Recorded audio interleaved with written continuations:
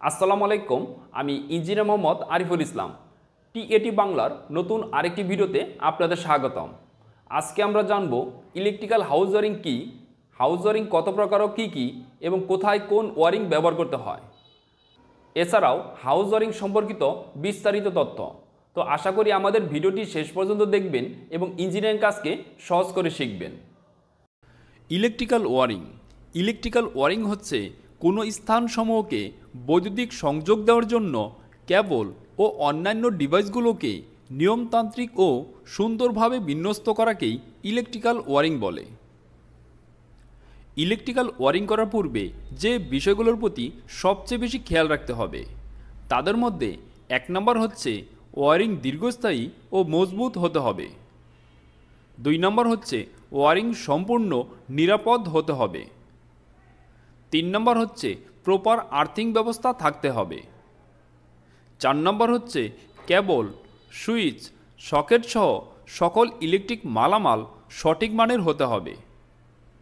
5 নম্বর হচ্ছে light, fan, switch board ইত্যাদির অবস্থান যথাস্থানে হতে হবে।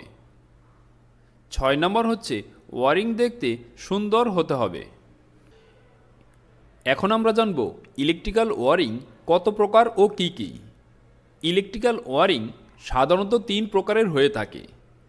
1 নম্বর হচ্ছে ইন্টারনাল ওয়ারিং, অর্থাৎ অফিস, বাসাবাড়ি, মিল, ইন্ডাস্ট্রির ভিতরে যে ওয়ারিং করা হয় সেই সমস্ত ওয়ারিংই হচ্ছে ইন্টারনাল ওয়ারিং।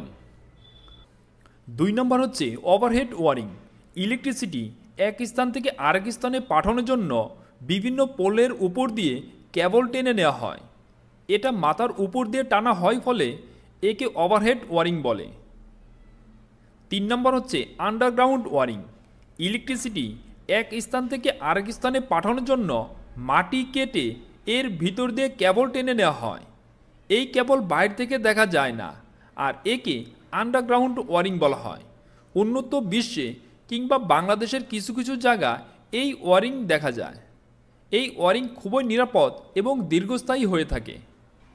ইন্টারনাল ওয়ারিং সাধারণত 5 প্রকারের হয়ে থাকে। 1 নম্বর হচ্ছে ক্লিট ওয়ারিং। পূর্বে বাসাবাড়িতে এই ওয়ারিং করা হতো, কিন্তু বর্তমানে এই ওয়ারিং ব্যবহার করা হয় না। 2 নম্বর হচ্ছে ব্যাটেন ওয়ারিং। পূর্বে বাসাবাড়ি, অফিস আদালতে দেয়ালে কাঠের বাটাম আটকিয়ে তার উপর দিয়ে কেবল টেনে এবং ক্লিপ দিয়ে কেবল আটকিয়ে এই ওয়ারিং করা হতো, কিন্তু বর্তমানে এই ওয়ারিং ব্যবহার করা হয় না। 3 নম্বর হচ্ছে চ্যানেল বা ক্যাচিং ওয়ারিং।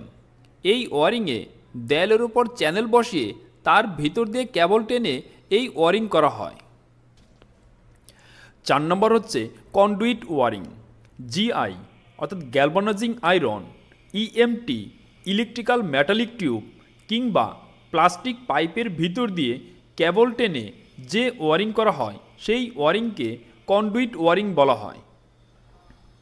কন্ডুইট ওয়ারিংকে 2 ভাগে ভাগ করা যায়। 1 নম্বর হচ্ছে সারফেস কন্ডুইট ওয়ারিং। 2 নম্বর হচ্ছে conceal conduit wiring. Surface conduit ওয়ারিংয়ের পাইপ দেয়ালের উপরিভাগে বসিয়ে ক্লিপ দিয়ে আটকিয়ে এর ভিতর দিয়ে কেবল টেনে নেওয়া হয়। এই ওয়ারিং বাহির থেকে দেখা যায়। Conceal conduit wiring. Conceal conduit ওয়ারিংয়ের পাইপ দেয়াল কেটে তার ভিতর বসিয়ে দেয়ালে প্লাস্টার করে তৈরি করা হয়। এই ওয়ারিং বাইরে থেকে দেখা যায় না, তাই এটা অনেকটা নিরাপদ ওয়ারিং। তাই ম্যাক্সিমাম বাসাবাড়িতে এই ওয়ারিং সবচাইতে বেশি ব্যবহার করা হয়। 5 নম্বর হচ্ছে ট্রাঙ্কিং ওয়ারিং। ইন্ডাস্ট্রি, ফ্যাক্টরি কিংবা বহুতল বিশিষ্ট ভবনে অনেক মোটা কেবল ব্যবহার করতে হয়। এই কেবল দেয়ালের ভিতর দিয়ে নেওয়া সম্ভব হয় না। সেখানে কেবল ট্রে বসিয়ে এর উপর দিয়ে সহজেই কেবল টেনে নিয়ে এই ওয়ারিং তৈরি করা হয়।